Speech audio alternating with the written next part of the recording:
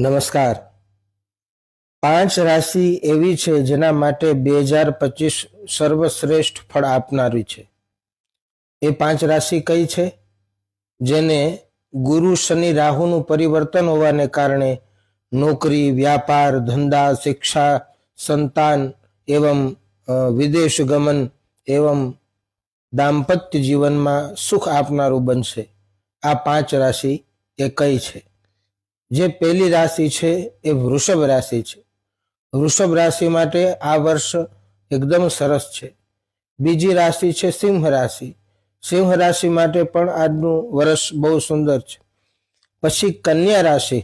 કન્યા રાશિ માટે પણ આ વર્ષ સફળ રહેશે। પછી ધન રાશિ।